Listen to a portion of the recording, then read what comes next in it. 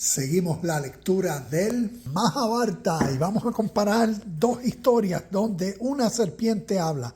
En el Mahabharata vamos a ver lo que la serpiente le dijo a Radi y vamos a compararla con el libro de Génesis capítulo 3, la serpiente, que era el animal más astuto. Como llevamos en esta serie de videos el Mahabharata, comparándolo con las historias de la Biblia, el Mahabharata como el poema de origen espiritual más antiguo de la humanidad que proviene del Oriente. Y por eso, comparando estas historias, estos conceptos, estas ideas, este lenguaje poético, simbólico, figurativo, que nos puede ayudar a entender en el contexto de la historia cómo estas historias, influenciaron a los escribas de las historias que tenemos tanto en el Viejo Testamento como en el Nuevo. Por eso vamos en este corto video a comparar eso y termino con unos comentarios. Leemos breve, donde nos dice en el Mahabharata: la serpiente fue hacia Radi y le dijo: tu arma falló en cortarle el cuello a Arjuna. Recuerda, Arjuna viene a ser, como decir aquí en el carro de guerra, el guerrero con quien en esta historia nos representamos, porque Arjuna es como decir, representa al discípulo de quien Krishna representa a Dios. Arjuna viene a ser al discípulo de la sabiduría divina en este poema. Y Arjuna nos representa en el contexto a nosotros como discípulos también de la misma enseñanza, la sabiduría divina. Eso es para que tenga, como decir, un pequeño contexto, trasfondo histórico.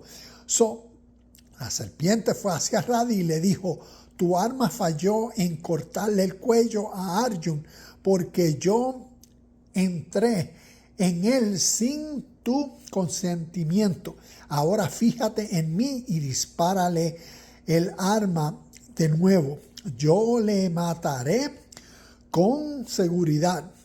Arjuna es un antiguo enemigo mío. Mi nombre es Ashvasen. Entonces, vamos a leer en el Génesis capítulo 3, vemos la historia donde la serpiente era el más astuto de todos los animales salvajes. Mira esto, animales salvajes que el Señor Dios había hecho. Cierto día le preguntó a la mujer: ¿de verdad Dios les dijo que no deben comer del fruto de ninguno de los árboles del huerto? Claro que podemos comer del fruto de los árboles del huerto, contestó la mujer. Es solo del fruto del árbol que está en medio del huerto, del que no se nos permite comer.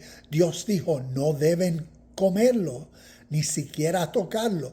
Si lo hacen, morirán. No morirán, dijo la serpiente.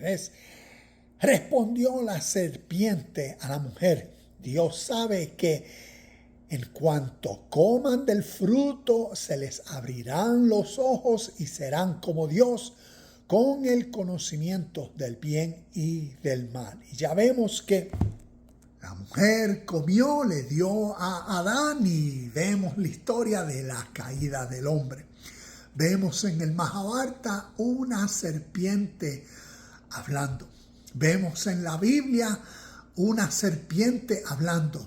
No tan solo una serpiente, pero nos dice algo significativo que entonces nos puede ayudar a relacionarlo con tanto historias del pasado como historias del futuro, concerniente también a los eventos de la vida de Jesús. Cuando nos dice que el animal, la serpiente, era el animal astuto, pero nos describe algo, nos dice de los animales salvajes. Mira esto.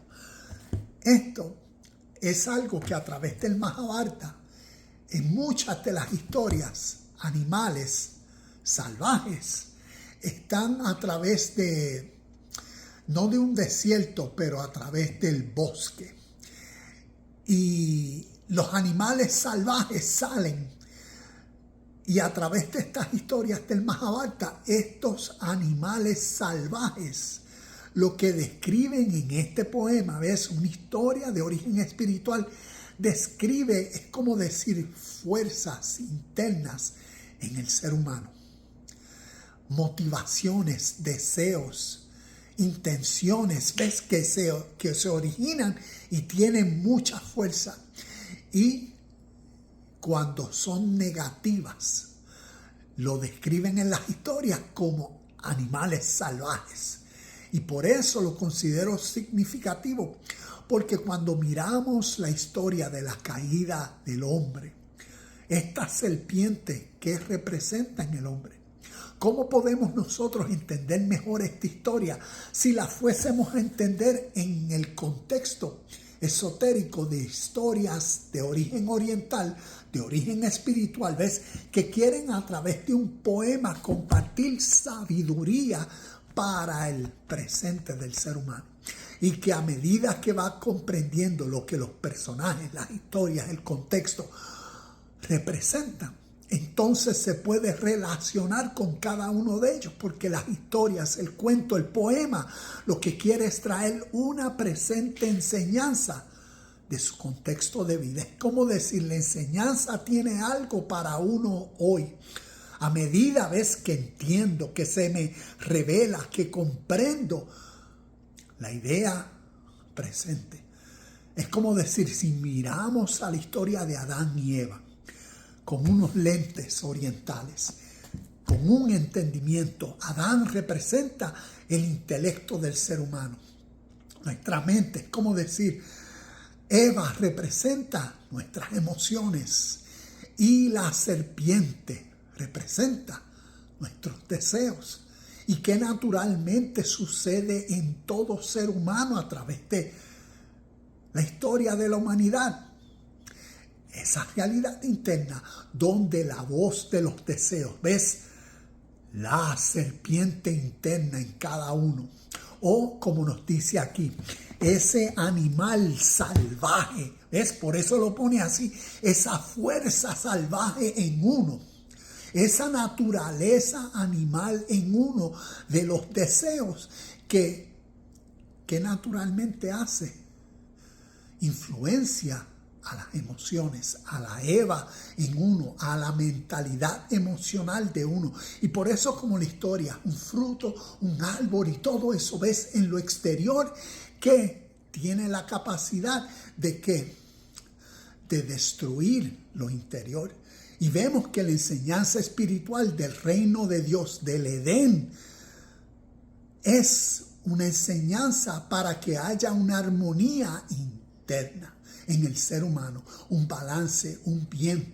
¿Ves? Y por eso la caída de Adán es lo que naturalmente nos cuenta cuando los deseos, la serpiente, influencia a la Eva, las emociones. Naturalmente esas fuerzas internas van a cautivar, van a entenebrecer al intelecto, al Adán en nosotros, a esa mente en el presente que se supone que preserve el Edén, la voz de Dios. No comas. ¿Y qué hace el Adán? Se une, se deja llevar, se influencia por la fuerza salvaje en él. Y por eso la caída del hombre es una historia que a través de la humanidad se lleva repitiendo, porque lo que describe es lo que naturalmente, diariamente sucede y puede suceder en cada uno de nosotros. Cuando esta guerra interna, esas fuerzas, esos animales salvajes en nosotros influencian a nuestras emociones y nuestras emociones se llevan nuestra mente racional a malas decisiones y acciones. Cuando nosotros miramos las historias de la Biblia, estos animales que hablan y los comparamos con las historias del Oriente, con animales que hablan también, entendamos que históricamente quieren compartir verdades y principios para ser entendidos en nuestra vida presente. Sigamos creciendo en el entendimiento de estas historias.